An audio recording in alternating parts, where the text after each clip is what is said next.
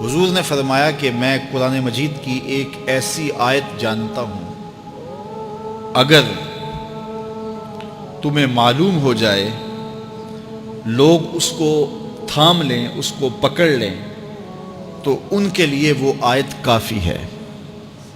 ایک آیت قرآن کی جو میں جانتا ہوں، اگر لوگ اس کو تھام لیں، اس پہ عمل پیرا ہو جائیں، اس کو روحوں میں اتار لیں، اس کو اپنے عمل کا حصہ بنا لیں، اس پر یقین و اذعان کا جہاں آباد کر لیں، تو فرمایا کہ وہ ایک آیت ہی ان کی پوری زندگی کے لیے کافی ہے۔ اللہ اکبر۔ اور وہ آیت کیا ہے؟ حضور نے بتائی، وہ آیت یہ ہے، وَمَن يَتَّقِ اللَّهَ يَجْعَل لَّهُ مَخْرَجًا وَيَرْزُقْهُ مِنْ حَيْثُ لَا يَحْتَسِبُ، کہ جو اللہ سے ڈرتا ہے اللہ اس کے لیے راستے کھول دیتا ہے اور اس کو وہاں سے رزق دیتا ہے جہاں سے اسے گمان بھی نہ ہو۔ ہم ایک دفعہ ایک سفر پہ تھے تو ہماری گاڑی کا پیٹرول ختم ہو گیا، تو اتفاق سے ہمارے پاس کوئی رقم نہیں تھی کہ جس سے ہم پیٹرول ڈلوا سکیں۔ تو میں نے اپنے ساتھی سے کہا کہ یہاں کوئی قریب ترین ساتھی ہو تو اس کا نمبر ہو تو اس کو فون کرو کہ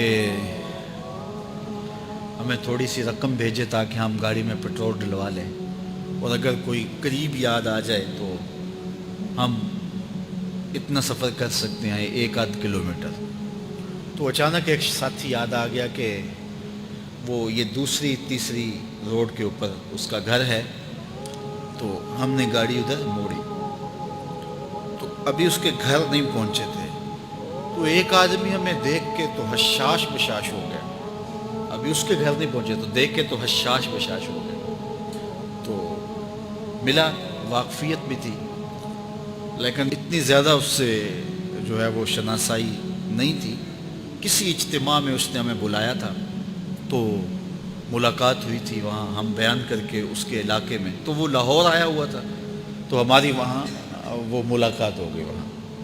تو وہ جلدی سے جیب میں ہاتھ ڈال کر کے تو کچھ رقم تھی اس کے پاس، تو میں پیش کر کے کہنے لگا کہ وہ 2-3 سال پرانی بات، کہتا وہ آپ ہمارے جلسہ میں گئے تھے، ہم آپ کی کوئی خدمت کرنا چاہتے تھے لیکن آپ ہمیں پکڑا ہی نہیں دیے۔ تو یہ ہے آپ کا نذرانہ۔ تو ہوتا ہی ہے کہ اگر کوئی نذرانہ پیش کرے تو میں کہتا ہوں کہ نہیں کوئی مسئلہ نہیں، لیکن میں نے کہا ٹھیک ہے لے آؤ، چونکہ تم خود نہیں آئے ہو، تمہیں کسی نے بھیجا ہے۔ وَيَرْزُقُهُ مِنْ حَيْثُ لَا يَحْتَسِبُ، میرے رب کا وعدہ ہے اگر تم اس پہ بھروسہ کرو تو پھر وہ تمہیں وہاں سے دے گا جہاں سے تمہیں گمان بھی نہیں ہوگا۔ یہ یہاں ٹول پلازا ہوتا تھا نا، یہاں یہ جو پنڈی بائی پاس کے باہر، ہم 3 دن کا مسلسل سفر کر کے آئے، تو جو رقم وغیرہ تھی تو وہ کہیں راستے میں ختم ہو گئی۔ جہاں جیب میں ہاتھ ڈالا تو ہمارے پاس وہ اتنے پیسے بھی نہیں تھے کہ وہ ٹول والے کو دے سکے۔ تو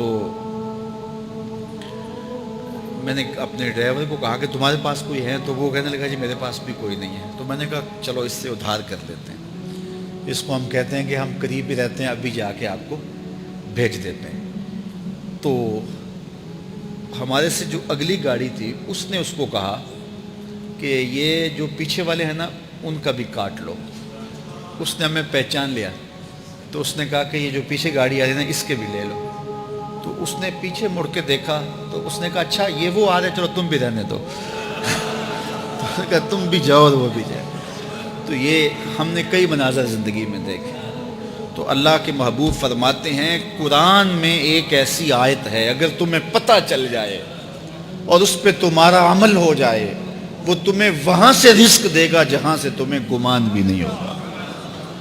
اللہ اکبر۔ بہت سارے واقعات زندگی میں ایسے رونما ہوتے ہیں۔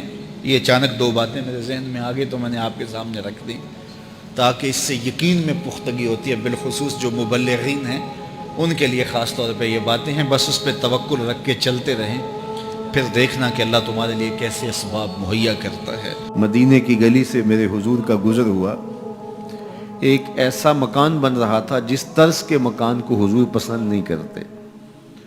تو پوچھا یہ کس کا مکان ہے؟ کہا فلاں انصاری کا۔ حضور گزر گئے، کسی نے اس کو جا کے بتایا حضور تیری گلی سے گزرے تھے، تیرے مکان کو دیکھا، شاید حضور کو پسند نہیں آیا۔ چہرہ بتا رہا تھا حضور کا کہ تیرا مکان اچھا نہیں لگا۔ انہوں نے کدال لیا اور مکان زمین کے برابر کر دیا۔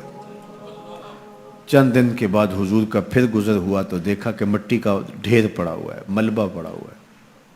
کہا اس شخص کو بلاؤ، بلایا گیا، کہا میں گزرا تھا، تیرا مکان بن رہا تھا، اب مٹی کا ڈھیر پڑا ہے۔ حضور میں نے گرا دیا۔ فرمایا کیوں؟ عرض کی سنا تھا آپ کو پسند نہیں، سنا تھا آپ کو پسند نہیں۔ میں اور آپ اپنے اندر اترے اور دیکھیں ہمارا کیا کیا حضور کو پسند نہیں۔ محمد دی زیارت محمد دے رنگ وچ، اے ٹھگ بازیاں جانے پیارا محمد صلی اللہ علیہ وسلم۔ جب ان کے ہوئے تو پھر اپنی خواہش رہی کہاں؟ اپنی رضا کو محبوب کی رضا میں فنا کر دینے کا نام ہی تو محبت ہے۔ تیرے ہندیاں سندیاں محبوبہ، میں کافر ہواں جے میں ہواں، اپنی نفی کرنے کا نام ہی تو محبت ہے۔ لیکن میں اپنی خواہشات کا پتلا ہوں اور عاشق رسول بھی ہوں، کیسی عجیب کہانی ہے۔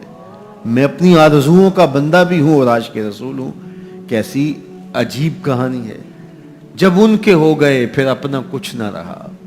محبوب کی رضا میں اپنے آپ کو گم کرنے کا نام محبت ہے۔ جب ان کے ہوئے تو پھر زندگی کا جمال، زندگی کا نور نصیب ہوا، زندگی کی حقیقتیں ہاتھ آ گئی۔ میں عاشق رسول کہلاتا ہوں، حج اور عمرے بھی کرتا ہوں۔ میں 1.25 مرتبہ جو ہے وہ ہر ہفتے میں درود بھی پڑھتا ہوں۔ میں محفل میلاد کرواتا ہوں، پوری دنیا کے نعت خواں جمع کرتا ہوں، لیکن حضور کی سنت چہرے پہ سجانے کی توفیق نہیں ہے۔ مجھے حضور علیہ الصلوۃ والسلام کے بتائے ہوئے طریقے کو اختیار کرنے کی ضرورت نہیں ہے۔ صاحب سوچیں کہیں آپ اپنے آپ سے دھوکہ تو نہیں کر رہے؟ ان سے تو نہیں کیا جا سکتا۔ ان سے دھوکہ کون کرے؟ وہ تو جانتے ہیں کون کہاں کھڑا ہے۔ میرے حضور بولے یاری لا تو پاک نبی سنگ، اے پر پوری یاری، یاری لا تو پاک نبی سنگ، اے پر پوری یاری، پھر درود قبول ہے تیرا لکھ نالوں ایک باری۔ پھر نہ 1,00,000 مرتبہ پڑھنا، ایک بار ہی پڑھ لینا وہ بھی قبول ہے۔ اشہد بلال عند اللہ اشہد، پھر بلال کا اشہد بھی قبول ہے۔ وہ چہرہ اور چہرے کا دل نہیں دیکھتے، بندے کا دل دیکھتے ہیں۔ تو جب تم اپنے باطن کو حضور کے نام پہ لگاؤ گے تو پھر ایک ایک عمل ان کی سنت کی اتباع میں۔ یہ صوفی کی علامات ہیں۔ رنگ برنگے کپڑے پہن لینے سے صوفی نہیں بنتا، مختلف رنگوں کے پٹکے باندھ لینے سے صوفی نہیں بنتا، صاحب بھنگ گھوٹ کر پینے سے صوفی نہیں بنتا، ڈھول کی تھاپک پر ناچنے اور رقص کرنے سے صوفی نہیں بنتا، مختلف تصوف کی اصطلاحات کو یاد کر لینے سے صوفی نہیں بنتا، محمد عربی کی غلامی سے صوفی بنتا ہے، حضور کی چوکھٹ کی فقیری سے صوفی بنتا ہے۔ یہ مائک جس کمپنی نے بنایا ہے، جب ہم مارکیٹ سے خرید کے لائے تھے تو اس کے ساتھ ایک چھوٹی سی بک بھی آئی تھی جس میں یہ بتایا گیا تھا کہ اس کو ہم نے استعمال کیسے کرنا ہے، خرابی کی صورت میں اس کی اصلاح کیسے ہوگی، اور اگر اس کے مطابق ہم اس کو استعمال کریں، جس طرح کی بیٹری اس کے اندر آنی چاہیے تو وہ ڈالیں گے تو دیر تک اس کے فوائد اور ثمرات حاصل کرتے رہیں گے۔ لیکن اگر ہم اس کتاب کو جو اس کے ساتھ ہمیں ملی تھی، جس کمپنی نے اسے بنایا ہے، تو اس کا طریقہ استعمال ساتھ بتایا ہے، اس کتاب کو پھاڑ کے پھینک دیں گے یا اس کو لپیٹ کے کہیں اونچی جگہ پہ رکھ دیں گے اور اس کو اپنی مرضی سے چلانا چاہیں گے تو پھر اپنی مرضی سے ہم اس سے فائدہ حاصل نہیں کر پائیں گے۔ تھوڑا وقت فائدہ حاصل ہوگا لیکن نتیجہ کچھ بھی نہیں ہوگا۔ تو جو کمپنی کوئی چیز تیار کرتی ہے تو اس کا طریقہ استعمال بھی ساتھ چھوٹی سی بک کی صورت کے اندر آپ کو دیتی ہے۔ تو جس مالک نے حضرت انسان کو بنایا ہے اس نے ساتھ کتاب اللہ کو بھی بھیجا ہے کہ اس کو پڑھتے جاؤ اور اپنی زندگی کو سنوارتے جاؤ. اس کے مطابق زندگی گزاریں گے تو زندگی سوکھی ہوگی، اور اگر زندگی اپنی خواہش پہ گزاریں گے اور غلاف میں لپیٹ کے قرآن مجید کو اوپر رکھ دیں گے اور وہاں سے دیکھ کر کے اس کو آپریٹ نہیں کریں گے اس جسم کو، تو پھر نتیجہ وہی ہوگا جو عمومی طور پہ متوقع ہے.